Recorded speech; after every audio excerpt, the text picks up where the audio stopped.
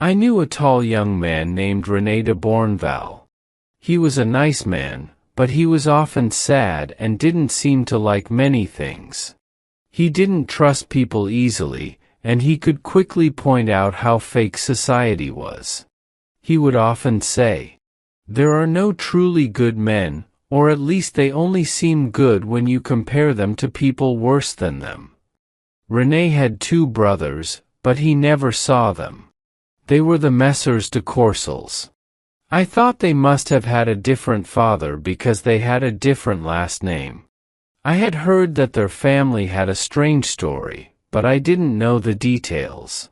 I liked René a lot, and we soon became close friends.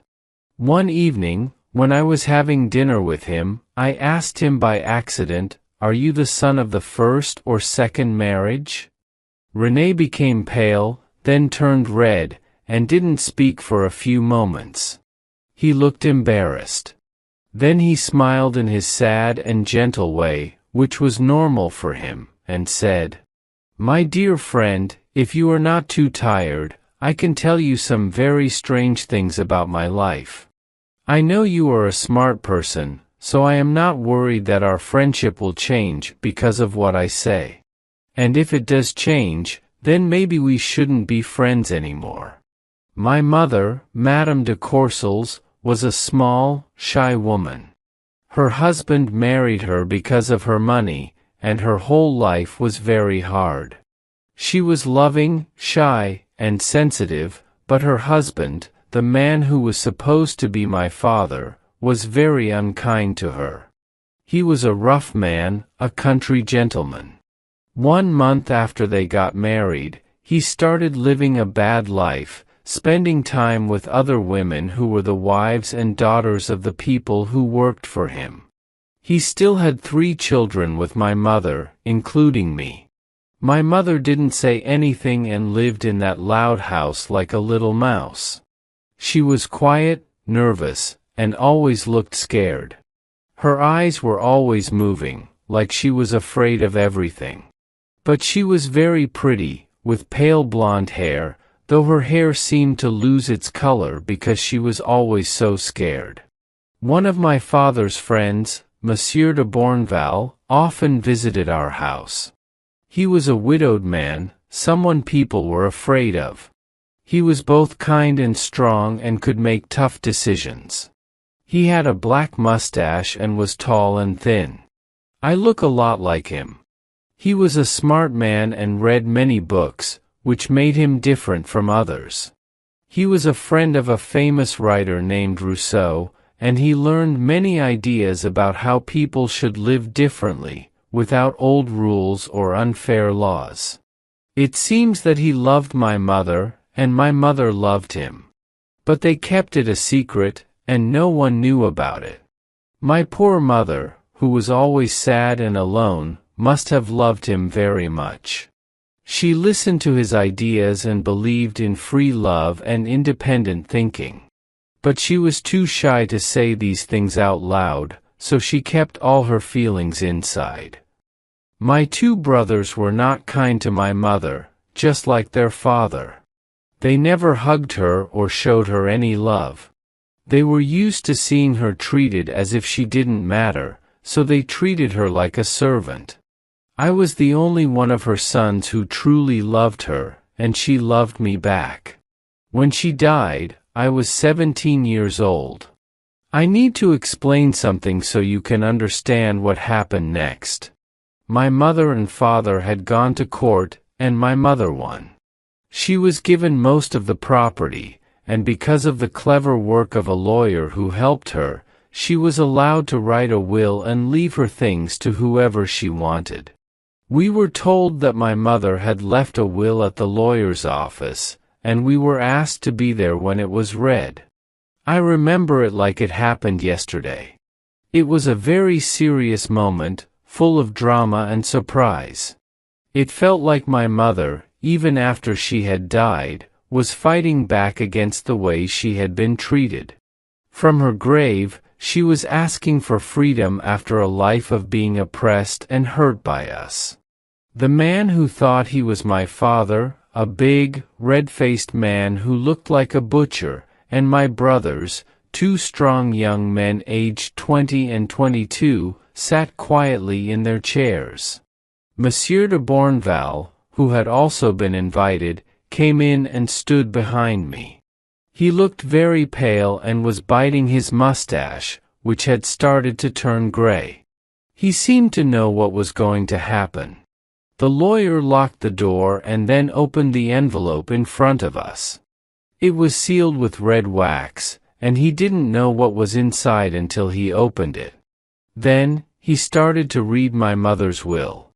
My friend stopped talking for a moment, stood up, and took an old piece of paper from his desk.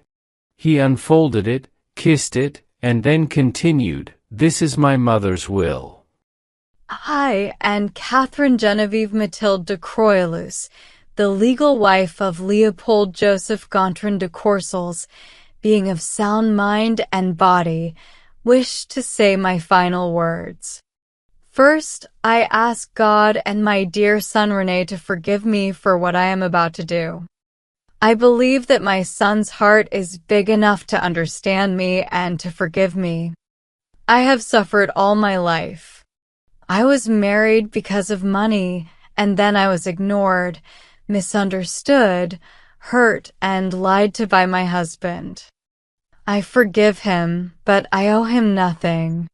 My older sons never loved me, never hugged me, and barely treated me like a mother. But throughout my life, I did my duty as their mother, and now I owe them nothing more after I am gone. Family ties do not mean anything without love and care. A son who doesn't show love to his mother is worse than a stranger. He is guilty because he has no right to ignore his mother. I was always afraid of people, of their unfair laws, their cruel ways, and their unfair beliefs. But before God, I am no longer scared. Now that I am dead, I can throw away the lies and tell the truth. I can say what is in my heart and sign my name to it. I am leaving the part of my money that the law allows me to give to my dear lover, Pierre Germer Simon de Bournval. After he passes away, this money will go to our dear son, René.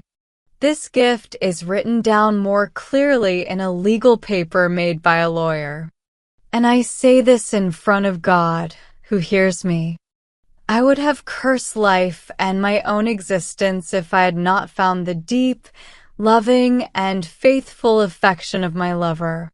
If I had not felt his arms around me, I would not have known that God made people to love, help, and comfort each other, and to cry together in sad times. Monsieur de Courcelles is the father of my two older sons, but René was born because of Monsieur de Bournval.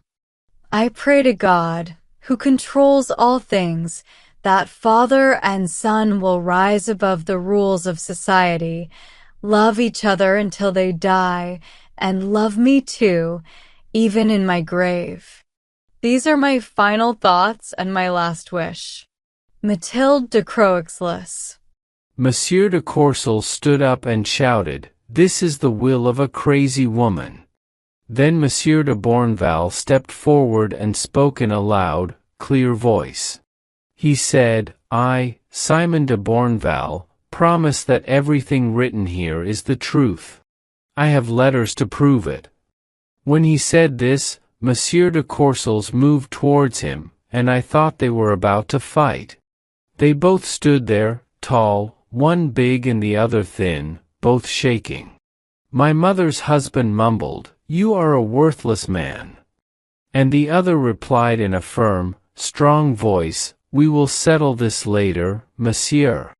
I would have hit your ugly face and challenged you long ago if I had not first cared about the peace of mind of the poor woman you made suffer so much." Then he turned to me and said, "You are my son.